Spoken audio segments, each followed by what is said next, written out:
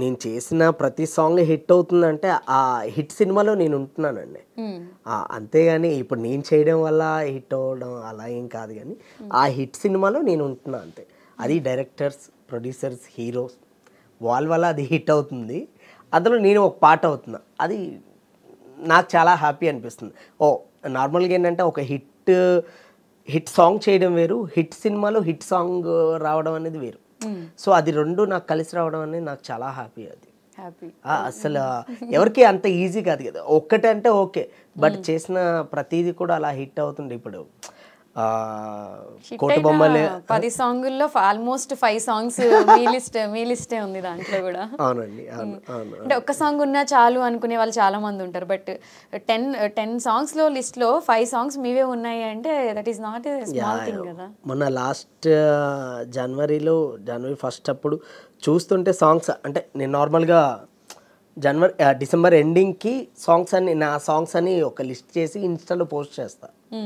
So cut చేస్తే అన్ని నేను చూసి నేనే షాక్, ఏంటి అన్ని సాంగ్స్ ఎన్ని హిట్లు ఉన్నాయి ఏంటి అని నేనే షాక్లో ఉన్నా. అసలు మీ రిజల్ట్ మీరు చూసుకుని డెఫినెట్గా అసలు అంటే ఎక్స్పెక్ట్ చేయలేదు. ఎప్పుడు కూడా ఇలాగే ఉంటే చాలా హ్యాపీగా అనుకుంటున్నాను. ఓకే, సో ఇప్పటి వరకు చేసినవన్నీ హిట్ అండ్ ఫర్దర్గా ఇప్పుడు ఏం చేస్తున్నారు? ఇంకా హిట్ సాంగ్స్ ఏం రాబోతున్నాయి? ఉన్నాయండి డెఫినెట్గా. త్వరలో అంటే పెద్దదే ఉన్నాయి. అండ్ అలాగే ఆనంద్ దేవరకొండ అన్నది ఒకటి ఉంది. ఆనంద్ దేవరకొండ ఉంది. తర్వాత మొన్నే రీసెంట్గా నా స్వామి రంగా చేసాం. అంటే సో ఉన్నాయి, ఇంకా ఉన్నాయి. ఓకే, బేబీ తర్వాత ఆనంద్ దేవరకొండతో మళ్ళీ జర్నీ స్టార్ట్ మళ్ళీ చేస్తాం.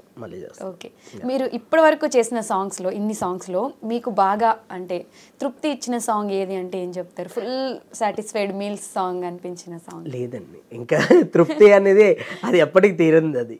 సో అంటే నేను అది తృప్తిగా ఫీల్ అయితే మాత్రం ఇంకా నేను అక్కడితో ఆగిపోయినట్టే.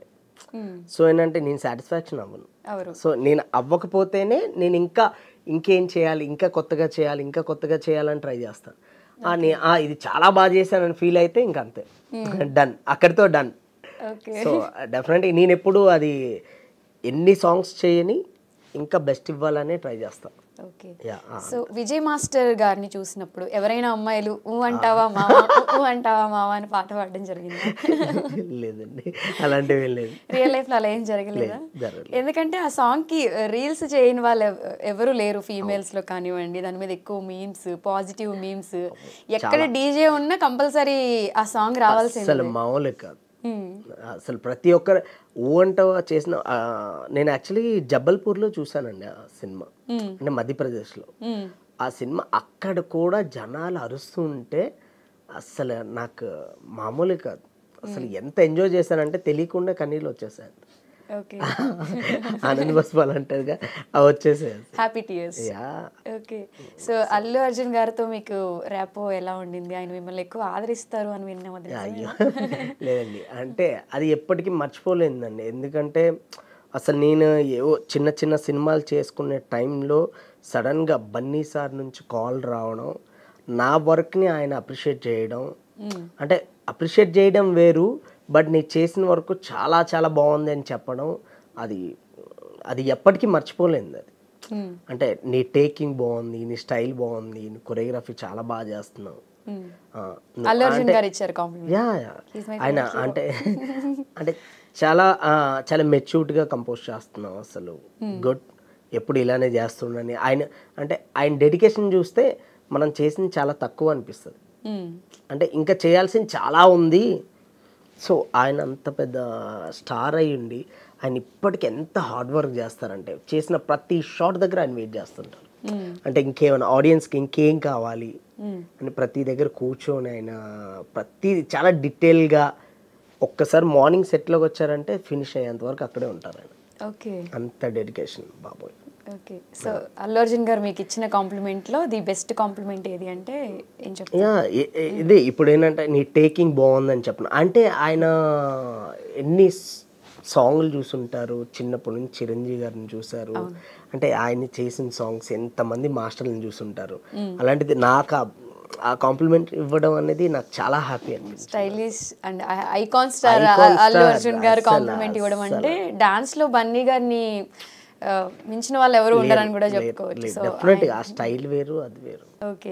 సో విజయ్ గారు, పుష్పలో మీరు చేసిన ఐటెం సాంగ్ హిట్ అయింది. సో ఆడియన్స్ అందరూ ఏం ఎక్స్పెక్ట్ చేస్తున్నారంటే పుష్ప 2లో ఉన్న ఐటెం సాంగ్ కూడా మీరే కంపోజ్ చేస్తున్నారా అని. ఐటమ్ కాదండి, ఇంకా దాని గురించి తర్వాత మాట్లాడదాం అండి. అయితే పెద్ద సీక్రెట్ ఉంది, మీరు చెప్పాల్సిందే. డెఫినెట్గా తర్వాత మాట్లాడతాం. డెఫినెట్గా ఆగస్ట్ తర్వాత అయితే థియేటర్ దద్దరిల్లిపోతుంది.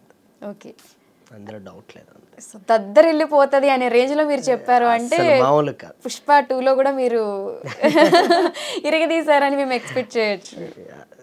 సో అంటే ఇప్పుడు రీసెంట్గా మొన్న హాయ్ నాన్న అని అండ్ ఈగల్, ఇప్పుడు ఈగల్ వస్తుంది యాక్చువల్లీ. ఈగల్లో కూడా మొన్న లండన్లో ఒక సాంగ్ చేసాం యాక్చువల్లీ. మొన్న రీసెంట్గా ఇప్పుడు హాయ్ నాన్న అవ్వని, హాయ్ నాన్న కూడా చాలా మంచి హిట్ అయింది. పెళ్లి సాంగ్. యా. అండ్ అలాగే ఇప్పుడు ఈగల్ వస్తుంది. ఈగల్ రవితేజ సార్ది అండ్ అది మొన్న రీసెంట్ లండన్లో చేసాం. అది కూడా చాలా బాగా వచ్చింది. అండ్ అది కూడా ట్రెండ్ అవుతుంటే నాకు అంటే చాలా హ్యాపీ అనిపిస్తుంది అసలు. అంటే చేసిన ఏ సాంగ్ అవన్నీ కూడా అంటే అందులో డాన్స్ ఎక్కువ అని చెప్పలేం కానీ ఓన్లీ మాంటేజెస్ అండి. మాంటేజెస్ అండ్ చిన్న చిన్న హుక్ స్టెప్ ఉంటుంది, ఒక హుక్ స్టెప్ ఉంటుంది. ఓకే, అది కూడా అలా రీచ్ అయ్యేసరికి అసలు ఓకే, చేసే ప్రతి సాంగ్ కూడా ఇంకా కేర్ తీసుకోవాలి. అంటే ఆ బర్డెన్ ఎక్కువైపోద్ది అనిపిస్తుంది కదా. సో అలా